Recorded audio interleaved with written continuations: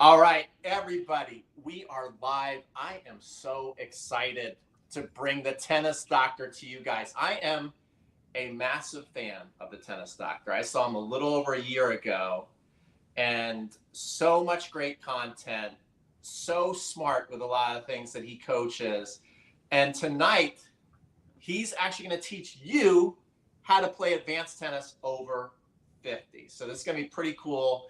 Without further ado, we have the tennis doctor, Vince Simone. How are you doing tonight? I'm very good. Thanks for having me, Pete. Um, I'm excited to get into tonight's session and talk about what it's like to try and play advanced tennis at an older age, right? Trying to compete at tournaments. Perhaps some of the people watching have only started to pick up tennis again after leaving it for many years, or maybe you've been with it for a while as well, and you're still trying to figure out how to get to the next level. So, me and Pete are going to be here tonight. We're going to be going through some things that could give you a little bit more clarity on your journey. Yeah, very cool. Well, guys, as you guys come on in, I see that we already got a nice little decent crowd there. Say hello. We got Dr. Tom Nordstrom. This guy is obsessed with tennis. The tennis doctor and I were talking about, tennis is an obsession, and people are always looking for the right answers and improving. We have Peter from New Jersey. Hello. And so you might have noticed something already, guys, because we're talking about how to play advanced tennis over 50, and it is clear that I am much younger than Vincent. So you might be no, but no, but the thing that I find that you guys are going to really enjoy, which I love, is that Vincent is obviously a young man, and you're thinking, well, how is this guy going to teach me anything about playing over 50? Because he's obviously not 50. But his advice is so good, and he teaches such great fundamentals. And I was telling him before we got on, he is so wise beyond his years. So definitely, guys, you can learn. You can learn from this guy, and he's going to be able to teach you a lot of cool things tonight. I think you're going to really enjoy this. And we got a very active chat. I just want to acknowledge the chat before we go. We got Doug from New Jersey. We got Lisa, who's come out to Atlanta. She's obsessed. She's awesome. We got Sir Gordon Tanner. This is an honor right here, Vincent, because Gordon is over in Oxford right now, and he is watching you from across the pond. Yeah, how about over 70, Douglas says. Robin from Raleigh. Yeah, we can definitely teach over 70. Hey, Peter and the tennis doc from Houston. And we've got Stephen from Miami. So we got a good crew tonight. You guys get your questions ready. And I remember one of the first things you said, which I was like, I want to ask about this. You said that taking private lessons, which, you would think that'd be great if I really want to learn good technique. I mean, first of all, why do you think technique is like number one on the list to focus on? Then I want to talk about how private lessons, in your opinion, some of them can actually like wreck your progress. But let's do one at a time. First of all, why focus on technique so heavily over most other things, in your opinion? So, I want to tell you guys a story, okay? And this is about my own tennis career. I grew up as a junior player in Canada, and my parents, especially my dad, was very, very enthusiastic about me playing high level tennis. We tried everything. Like they pooled all their resources in. I saw so many different coaches, uh, played at so many different academies. And at first I got by because I was a good athlete. I worked hard. And in Canada, we have what we could call the action method, where the coach plants themselves in the middle of the court and distributes balls. It's basically a spin class with a tennis racket. And that's how most of the tennis teaching goes on, even still today, unfortunately. And of course, is it wrong? No. Are you getting good exercise? Yes. But is there a better way to learn tennis? Of course. So I would consider myself a late bloomer in terms of, well, my results. up until about age 14 or 15, I was a decent tennis player, but I didn't have any weapons. So I could get by making balls because I trained for 6 hours a day, right? You can swing like a caveman if you put in the work, but it does hit a ceiling. And finally, I did find the answers. I got a lot more clarity and I was put in the right direction. So I had a hitting partner who was much better than me, but he liked to play with me, which was, I was very fortunate. He was the number one player in Canada, and I was like probably uh, over like 100. Like I wasn't even close to him in terms of skill. And essentially, finally, my father decided to take me to this guy's coach. And this was the Richmond Hill Country Club, a very good established academy. Uh, Players like Denis Shapovalov and Milos Raonic spent a lot of time there when they were juniors. And essentially, this is where I first got introduced to technical tennis. And from there, I started to get much, much better results. So a lot of people will focus on their footwork, their strategy, right? The mental game. They'll look at everything except for the technique. And I really, truly do believe after all these years of playing and testing these things out in my own game, that there is 100% a correct way to hit a tennis ball. So, regardless of the different unique styles and characteristics that we see, there is undoubtedly what we could call common threads between all advanced tennis players that they must do. There is a little bit of deviation between the WTA and the ATP. And right, this can be attributed to genetics, right? Strength, and also the grips. For example, a lot of people don't understand why all the forehand takebacks look different. And it is very much related to the grip that the player uses. But there are key characteristics and checkpoints that all the players hit.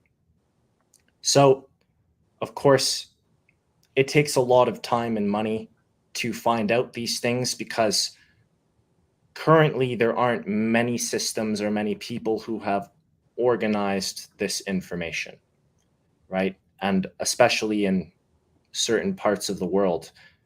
It's hard enough in North America. I can only imagine what's happening everywhere else. It's probably a complete circus.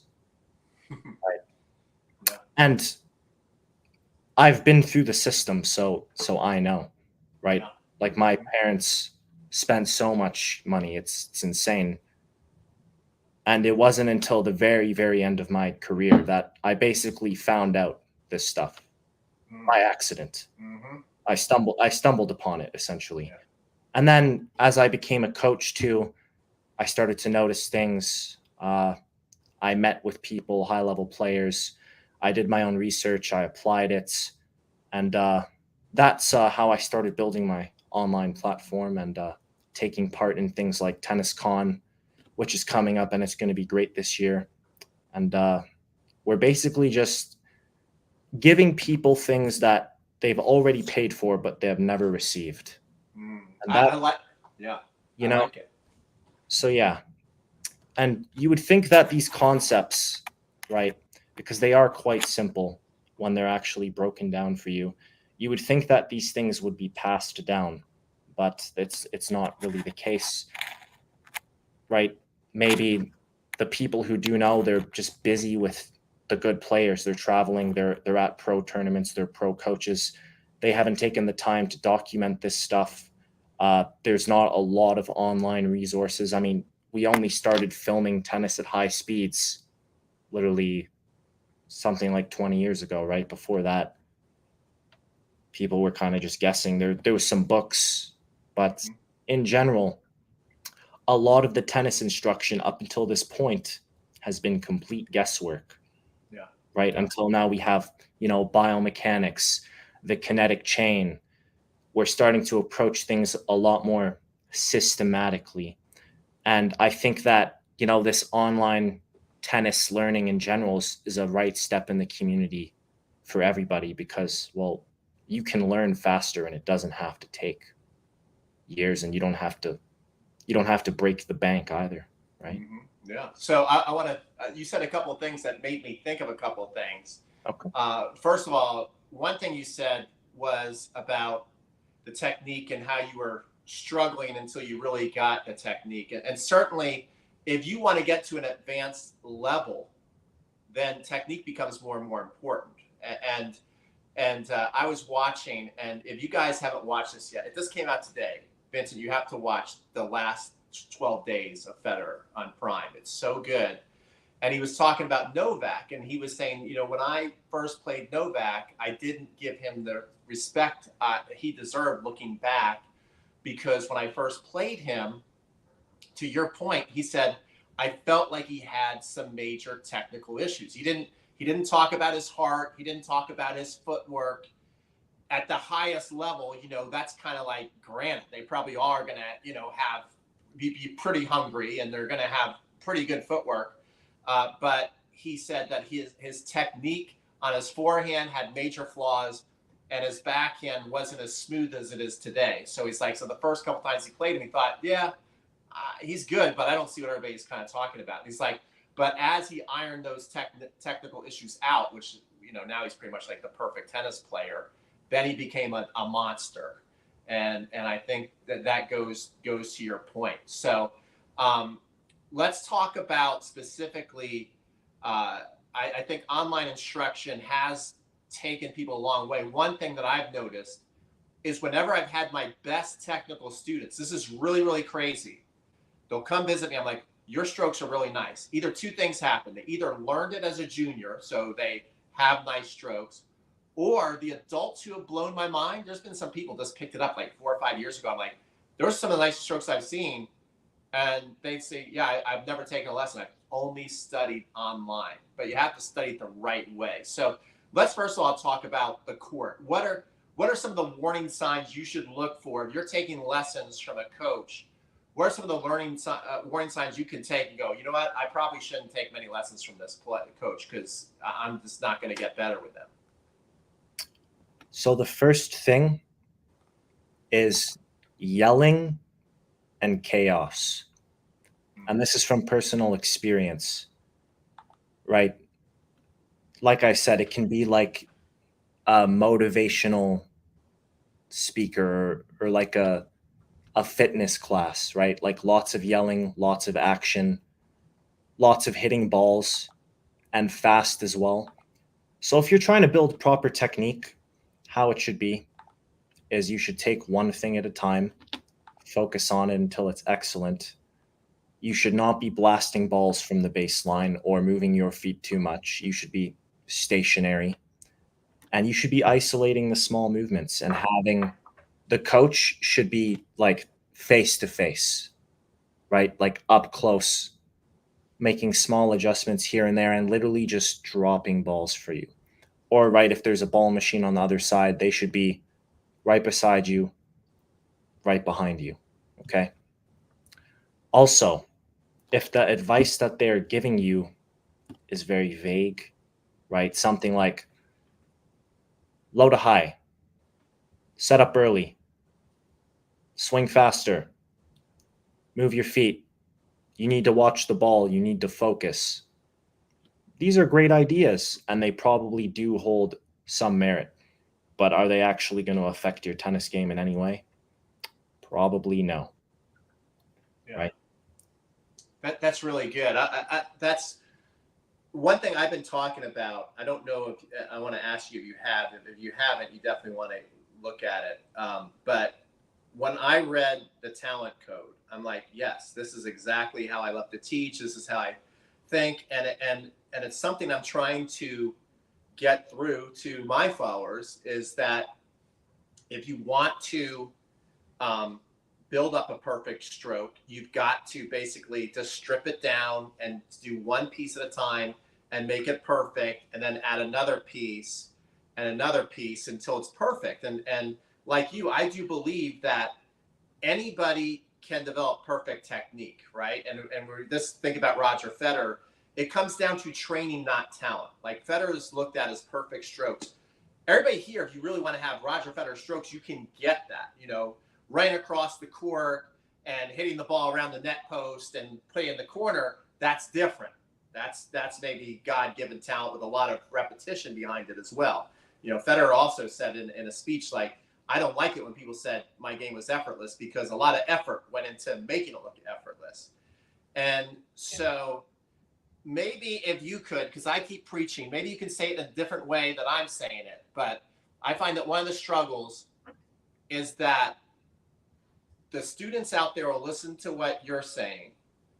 And one of the things that you said was practicing from back from the baseline and just hitting balls is not going to make things better. So what is kind of like your speech for somebody who goes, yeah, I hear what you're saying, those are good tips, but then they like want to go back to the baseline and start learning this very complex habit on the serve? Like what is most likely going to happen to them if they want to just hear everything you're saying, everything makes sense, but then they just want to just kind of like take bits and pieces from what we're trying to teach them?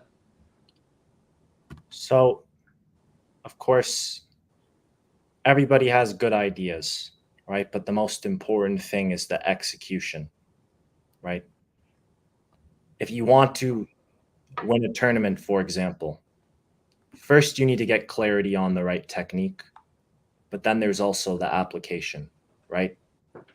Like determine what it is that you want, right? And start paying. You have to pay the price, basically, right? Federer, for example, he served every day of his career. Even on vacation, he would hit serves. Just 15, 20 minutes a day, right? So definitely the correct technique can save you a lot of time and trouble, right? Because if you have this goal, right? Let's say you want to win this tournament that happens every year, it's close to you or something. If you want to actually win, right? What conditions do you need to put in place? It could very much be that with your current system, right, no matter how hard you train, it could be like a fly just banging into a glass window, right? It's like the door to freedom is 10 steps away. If it just flew out the door, like you open the door here, like live, please, but the fly just keeps banging in more of the same, more of the same, more of the same. Hard work, low to high, set up faster. So there's definitely a faster way to get to where you're trying to go. And a lot of people give up because the bottom in this sport is very, very discouraging. It's awful. It sucks. It's depressing. And that's why a lot of people quit. Yeah. And I think that has happened to a lot of people as well. But perhaps because there's more clarity on kind of how to hit a tennis ball now, a lot of people are starting to get back into it. And I think a lot of the people who didn't really understand things before, they just thought that they were bad. I think it's worthwhile to investigate some of the free resources that are on the internet now, because it could click, and it doesn't have to take as long as you think. Of course, right? The part where, okay, how do you apply these things in a match? But having perfect technique it's not impossible. It doesn't need to take forever, right? You just following a system that is organized is the most important thing. Because if you're trying to kind of take different bits and pieces of advice that conflict each other, you're basically going to make no progress at all, right? Like you have to land at a dock and you have to stick to it. You can't just keep floating around in the sea, right? You have to try something and stay with it.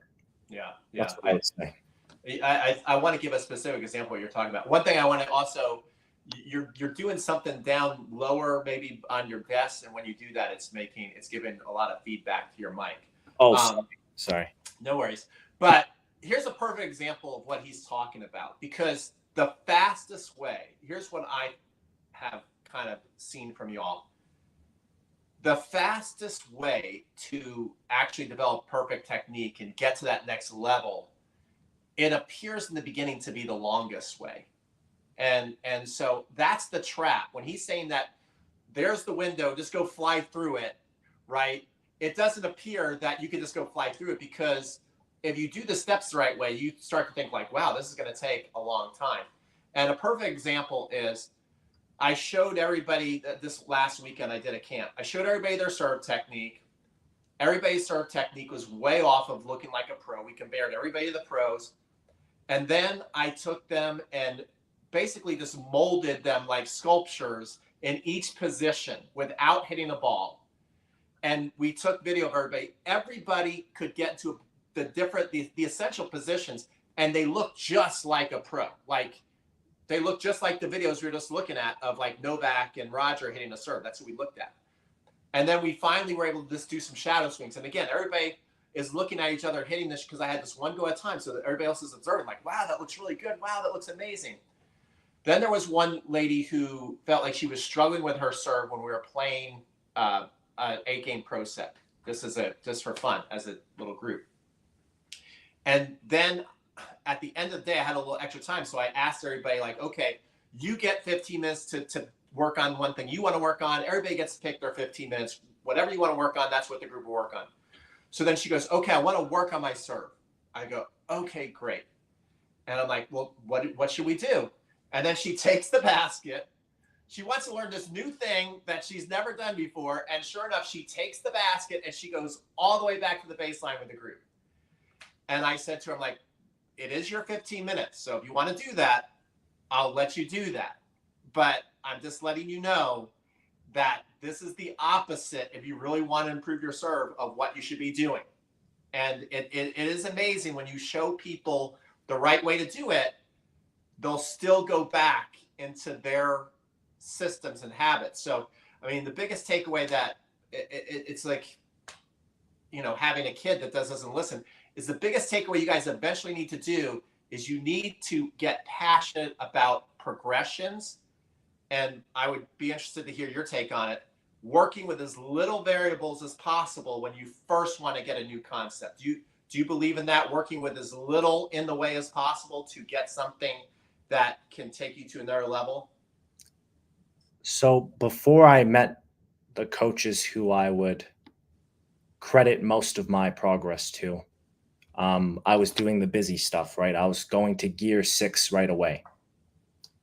What I've learned over the years, and what I learned when I started training with people who actually knew what they were doing, is think about it like a Formula One race. If you're making mistakes in gear 1, what's going to happen when you go to gear 6? And of course, so many people, they want to skip the steps so quickly. For example, you can find many videos of my serve online. I have a pretty good serve. And to get to there, I wasn't even serving on my feet. I started with a sock just to get the motion. Okay? Day and night with a sock in front of a mirror. Then I had the racket on my knees, about 2 feet away from the net, just practicing, right? The salute position, pronation. Okay? Then you stand up, but you're still at the service line. And you start from the salute position. There's no starting from here, doing the whole swing. You cut the swing in half, right? And then you go slow as well, right? You use a mirror, you shadow swing. You shadow swing every day. So there's steps and progressions, and that's why you do need to follow a system. And if that system includes you blasting balls, right, and just trying to do everything all at once, it's probably pretty inefficient, and there's most likely a better way. Yeah. So you need to, like Pete said, you need to isolate the skills.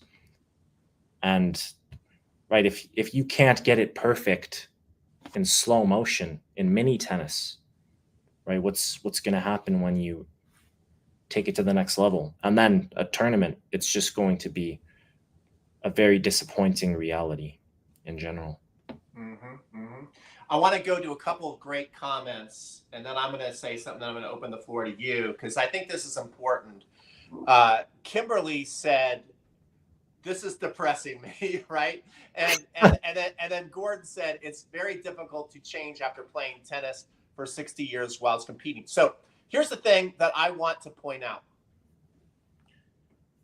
This, and it'll be great to get your opinion because you are young and you obviously learned the progressions the right way, and then you started to progress quickly, but you took your time with it at a young age, and then you saw that rapid improvement. Okay, now you're working with older adults, teaching them your system. And I think one of the biggest misconceptions, and hopefully this will make you not depressed, Kimberly, and Gordon, I've seen you improve a lot when you focus on the progressions, is I think the idea that kids learn faster than adults and you can't keep teaching old dog new tricks is absolute baloney. Because when I teach adults, they are all in. They are focused. They're listening. It's like when I teach kids, half the battle is just getting them to pay attention to me for 2 seconds. Like kids do not learn faster than adults, especially ones that are like on this broadcast. So you guys learn faster when you're there and you're listening and trying to do something. I think the pitfall that you guys have is since you feel like you're in a race against the clock and kids don't feel that way, you give up on it too quickly. You're like, if I'm just having it in front of me, you're learning like 10 times faster than a kid. But then I think the idea of like focusing on something for 6 months, you're just like, that's like way too long. And then I think that's your pitfall. What do you think about all that I'm saying right there? I actually learned tennis incorrectly for the first 10 years. Okay. So I started at around 5, and up until 15, I had horrible technique. I was only a good athlete. That's why I could stick with it. I could find the ball, place it in the middle of the strings. That's it. But the stuff that I learned, right, it wasn't rocket science, and I definitely was not a genius at 15, right? Like, there's no way I was as smart as anybody in this call. Okay, I was eating Dunkaroos and Cheerios. That was my brain had no omega-3s at all. So also when I got into coaching, it is 1,000 times easier for people who have reached the age of mental maturity to understand these concepts, right? Because they're not worried about TikTok. They can actually, if you can focus, right? If you've, everyone here is probably, intellectually developed, especially if, right, maybe the information hasn't been presented to you clear enough, so you just don't know how easy it is or how easy it can be. It can be a very fast process for some people, right? The first lesson that I ever taught, I was 15. I put up a bunch of posters around in my neighborhood, just basically word of mouth. My first client was a woman. She was 80 years old, 80. And I taught her this new stuff that I was learning at this club. And she kind of looked like Federer, just a little bit. She wasn't in excellent shape, right? I think she had some health issues as well. But the fact that she was able to pull off what I was showing her, right? Just a few simple phrases and analogies, I was baffled. I was like, okay, there's something here. And then I did this for many years, and most of the people I taught were older. Um, Teaching kids is okay as well, but they just don't have the level of understanding, or they don't understand the importance of certain things. But if you're older, it's not impossible, right? You don't have to be a bodybuilder. You don't have to have insane skills, stamina, footwork, mental strategy. Like if you just have a perfect swing, you'll cut through 90% of the crowd that you are competing against because they don't understand what is important. Mm-hmm. And Mm-hmm. that's what I think the real secret is. Yeah, yeah, and you're so right. I think as you guys are on here tonight,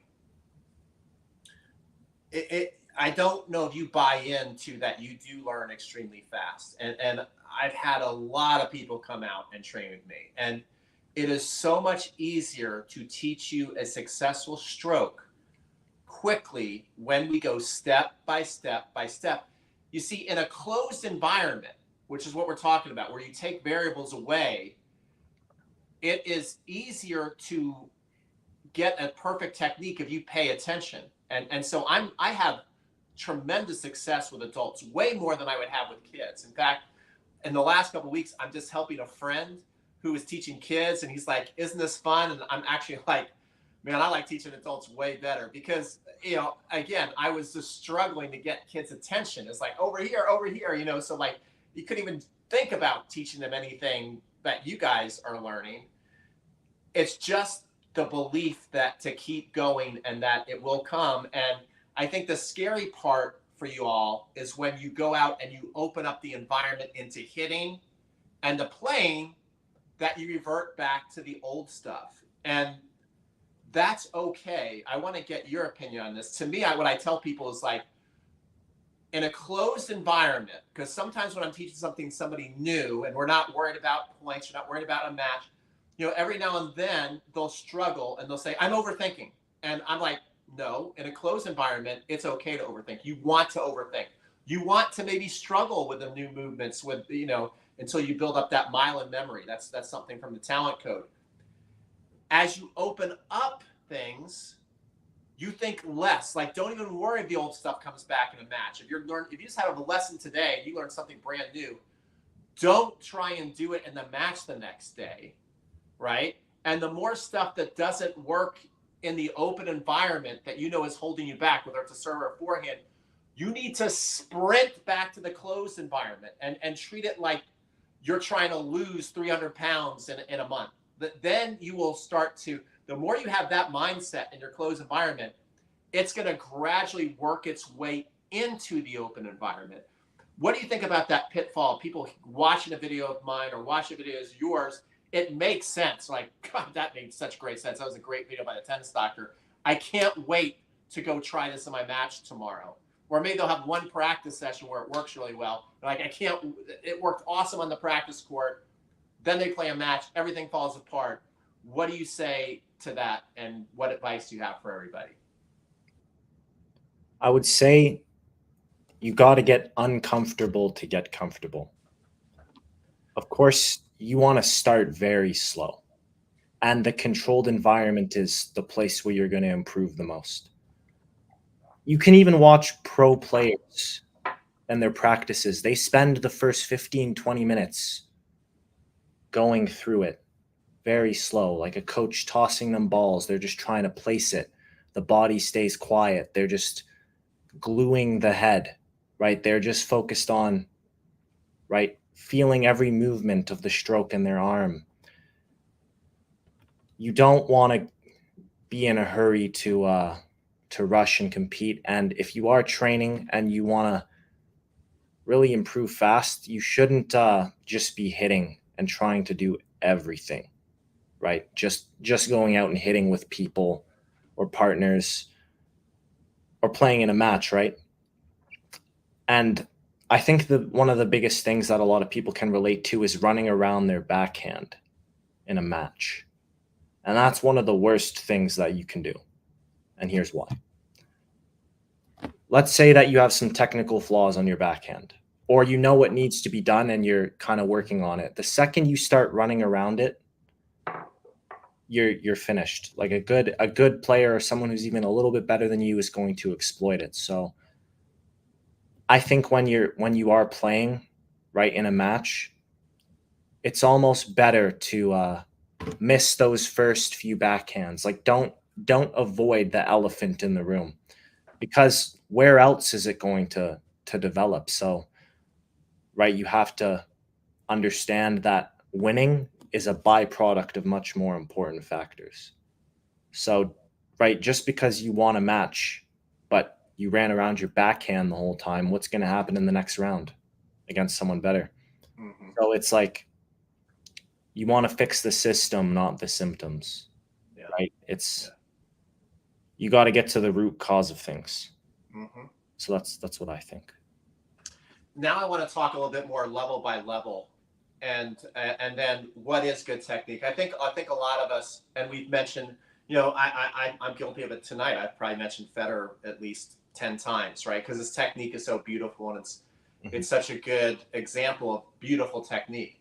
But I think that in a way, me saying it that many times, I'm also misleading people. I'm doing people a disservice, because I think a lot of people today, when they think of good technique, they think of swings. They think of hitting the topspin forehand, hitting the topspin backhand, and that goes along with good technique. And so I'd be curious to get your opinion on the importance of just not getting this down, the swing technique down, but also the chip or slice, or I like to call it pushing technique.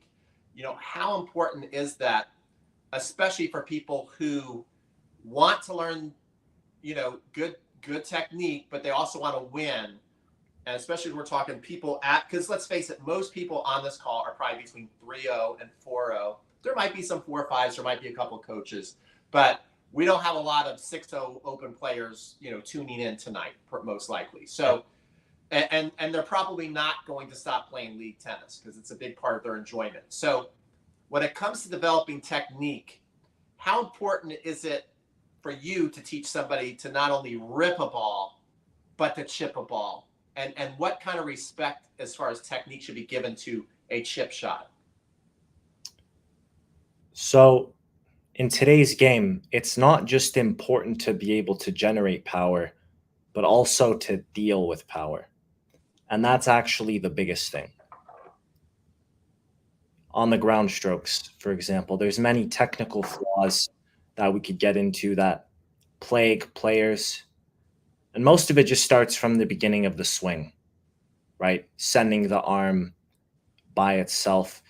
You need to learn the proper technique. It's not so that you can go out and blast the ball like Federer, right? Like defense first. Like, can you even neutralize a ball that goes over 25 miles per hour?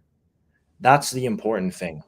Can you be consistent on those uncomfortable shots? So it's important, of course, that you have like variety in your arsenal, but you also need to cover the basics, like the bases. And I think that, right, having like chip shots and blocking shots is it's good. It's definitely mandatory in the modern game, but you should always try and not resort to that right away. Of course, like I would say, going through it, pushing through it, even if it's like uncomfortable, even if you end up losing the match, right? Like you want to get into the habit of eventually being on the offensive, right? Or at least being able to deal with fast, hard balls and not, right, delivering a piece of cake, delivering the ball on a silver platter to somebody who's a bit better than you, right? Mm-hmm. So that's just my opinion. Yeah. I think, first of all, I just want to say this has been an awesome talk. We have, at our highest, we had 140 people on. We're standing strong with 130. So thank you guys for being on here. Also, if you were receiving my emails, I don't know if you guys noticed, within that email, so you can go back and check it out, Vincent has a technique course on modern strokes. which I think are important. But I do want to kind of have a little debate, because I think that people who are on this, they're between 3-0 and 4-0, and I think that when you can do both, now all of a sudden you have a 10-speed bike as opposed to a one-trick pony. And I think people take the blocking technique as you're automatically going to hit the ball slow. And what I want people to understand, that really good technique is really good technique. And when you learn how to use really good technique well, you can do so much with it. And it's just not about, just defending and sending back cake. Like, if you learn how to chip well, and a lot of you play doubles out there, you can hit a rocket at the baseline. You can then also hit a little chip shot short that people can't get to. You can also lob over their head. In fact, I would like to contend with you in that if you're a 3-5 player and you play doubles, you could win a national title without even changing from a continental grip. Like, if you mastered a continental grip at 3-5 tennis, like truly mastered it, you would be a national champion. You don't have to have a Roger Federer topspin forehand at 3-5 to win a national title. You should master your technique with the chip. Now, once you get up to a 4-0, and especially the more it does turn to the men's game, then you need to develop more weapons. Like, I think it'd be a good idea for everybody to read the NTRP, I think I'm saying that right, USTA level book, or how they describe levels, because it's not up to a 4-0 and 4-5 do they start to talk about attacking skills, volley skills, power as kind of mandatory to be at those levels. So I think you want to really figure out what level are you at, where do you want to be at, what do you really need to improve to win at your level. So just your thoughts on that overall kind of pushback from me. Of course, that's very true. Like, below the 4.0 level, you can get away with mediocre technique. I would say if you're content with kind of just... Well, I'm going to stop you there, though. I don't agree with that. It's not. See, again, this is where I think YouTubers and maybe younger people, mediocre technique. Roger Federer's slice backhand is not mediocre technique. It's flawless technique. Mm-hmm. So if you develop an ugly chip, you will get ugly results. If you develop a perfect chip, you will dominate up until a 4-0 level. Like everybody will view you as the best player at the club. Like, a chip is not ugly technique. That's where I'm kind of like pushing back against you a little bit here, to say people devalue a chip technique versus a rip technique. Like, it's viewed as inferior. And I've just kind of been fighting against that lately on that from YouTubers. I see. Yeah. Again, I think you're right. There's right. What is true technique? Right. What is right technique? And I do think that maybe if you're just sticking to your own thing, your unique style, it's cool. And maybe your focus then should be on other things, right? Like, are you getting to the ball fast enough? Is your preparation extremely early?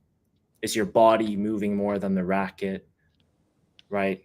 And then there's, of course, like strategies like ball placement and stuff that become much more important, right? If you can kind of be like the smart chess player, especially below the 4.0 level, it's good, because a lot of people aren't using their brains on the court in general, but especially at that level. So you can definitely dominate without having modern strokes as well, right? I see it at my club as well. It's some of the best players, they refuse to change their grips. They refuse to hit topspin. I mean, you can slice your way to victory, technically, right? And especially in a game too. Most people's shot threshold is under 3 balls. And that's even at an advanced level. Like still 10, 11 UTR. People can't make over like 3 or 4 balls in a tournament. Yeah. Right? So can you make your serve? Can you make the return? If you can make those in, it doesn't have to be amazing. If you can have a high first serve percentage, and if you can just block returns, which is acceptable, you can dominate. Yeah.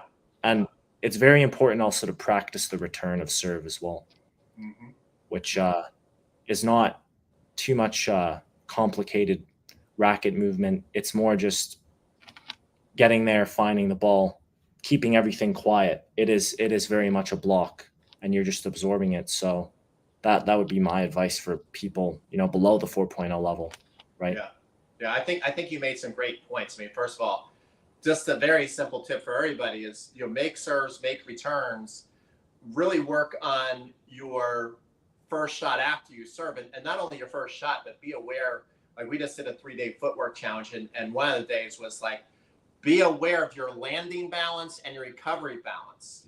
Like the pros miss within 4 shots, and lots of times it's inflicted pain from the opponent. Like that's why you missed. It's like hard to return a 135-mile-an-hour serve, so that rally might not go 4 balls. With recreational players, a lot of the misses are self-inflicted. It's like just not being aware of your body and your balance when you land. You might make a serve and think, well, I made my serve and I missed my forehand, so my forehand stinks. Like, no, you didn't recover and get balanced. It wasn't really your forehand's fault. So it's just little things like that I think is so key. And then we are going to wrap this up here pretty soon in the next 5 minutes. So if you guys have questions, ask questions. But where I totally agree with the tennis doctor is that there are certain fundamentals that are universal. Everybody might look a little different, but there's these common threads, whether you're hitting topspin or slice. And that's why I think people should get more respect. And when you can hit topspin, like I love to teach topspin, and I think it's very, very valuable. If you can have a good chip and a good rip, think about that. If you're able to do both, now you're able to play with just way more options. So like when you're feeling confident, you can take your game to another level that no one else on the court can do because they don't have the great technique that you have and they can't hit a topspin forehand. But then when you're also a little nervous and you lose confidence in that and you got a good chip to fall back on, now you don't have to be freaking out if one little thing falls apart in your game. Like I love what you said. If you start missing backhands, don't just start running around your backhand and give up on it. Like face the fire and get better at it. So really, really good conversation tonight.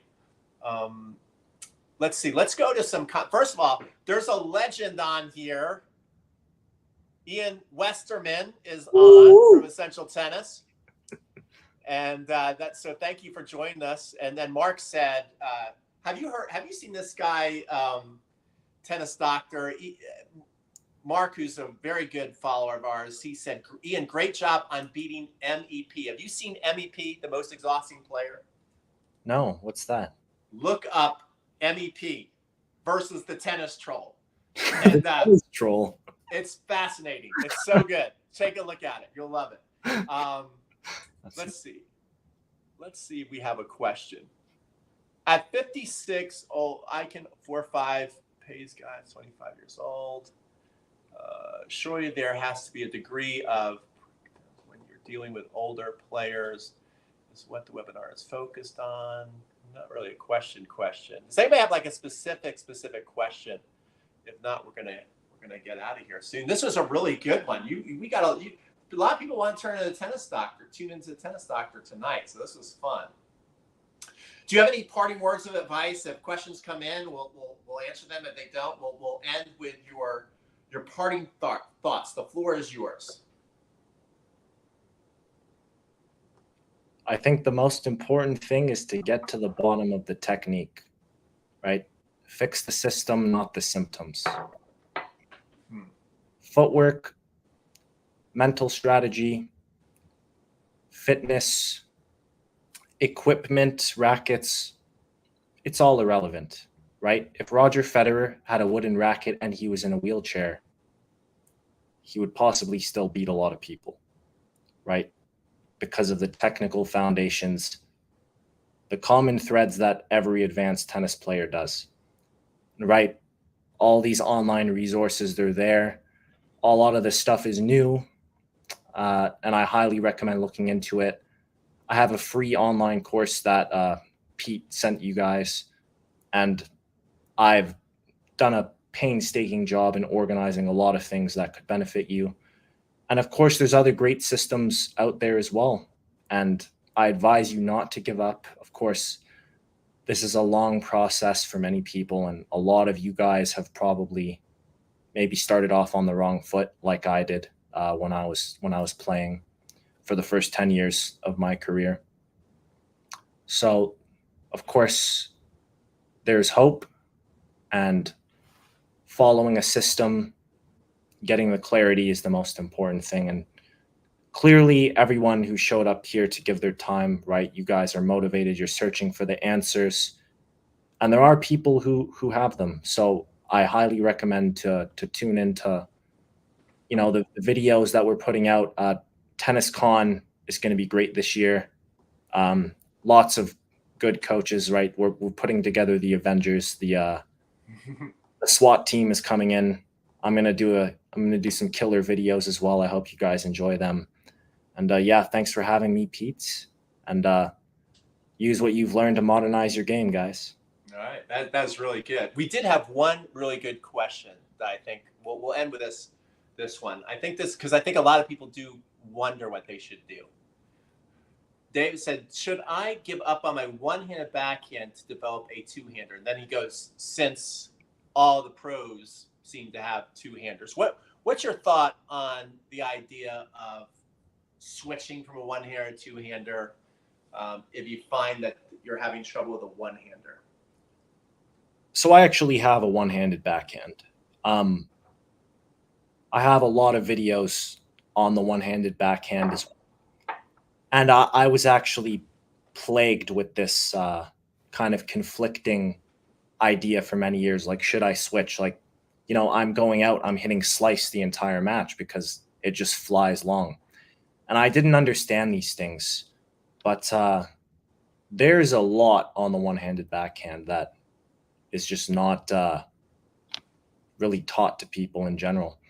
So I would not give up on the one-handed backhand until you've researched how it should be properly executed, because there's a lot of variations in how people teach it. Three things I can give you guys right off the bat. Let me just grab a racket. I'll be back in seconds. Okay, cool. When he comes back, we're going to put him in full screen. Thank you guys so much for tuning in tonight. Yeah, this is, I'm going to be doing a lot of live streams coming up with some great, like I got Jonathan Stokey coming up. Ian, let me know if you want to go live. But Mark Kovacs is going to be coming up soon. The Tennis Hacker is going to be coming up soon. Thomas from Field Instruction is going to be coming up. Like, we're starting the Tennis Con 8 promotion early because I am so excited about this year. What I love about Tennis Con is conversations like this. You always hear new ideas. Like I'm a big believer in a lifetime learner and always just keeping your mind firing. That's so important.